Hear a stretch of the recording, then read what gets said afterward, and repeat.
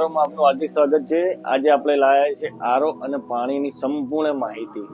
આ વિડીયો મહત્વનો છે, અલગ અલગ 4 ભાગમાં આવવાનો છે, એટલે તમે આ વિડીયોને લાઈક શેર જરૂર કરજો, એટલે આગળના ભાગ અમે મૂકી શકીએ। ચલો, પહેલા ભાગમાં જોઈશું શું પાણી પીવા લાયક છે કે નહીં, તેને TDS, pH અને ORPC માપી શકાશે। જોઈએ, પહેલું TDS, ટોટલ ડિઝોલ્વ સોલિડ, તેને આવતે મીટર દ્વારા પાણી નાખીને આપણે માપી શકાય છે। 50 થી 150 નું TDS નું પાણી પીવા લાયક છે, શહેરીજનો માટે કોઈ નુકસાન કરતું નથી, તેથી 50 થી 150 નું પાણી બેસ્ટ પાણી કહેવામાં આવે છે। બીજું pH 0 થી 14 વચ્ચેની આવે છે, 7 એટલે તટસ્થ। આ રીતના pH માપી શકાય છે। 7 ના નીચે આવે તો એસિડિક અને 7 ના ઉપર આવે તો આલ્કલાઇન। 9 pH નું પાણી એટલે એક બેસ્ટ આલ્કલાઇન પાણી કહેવામાં આવે છે। ORP પણ મીટર દ્વારા માપવામાં આવે છે। -500 ORP સુધીનું પાણી બેસ્ટ કહેવાય છે। તેમાં હાઇડ્રોજન અને ઓક્સિજનનું પ્રમાણ વધારે હોય છે અને પ્લસમાં હોય તો નુકસાનકારક હોય છે।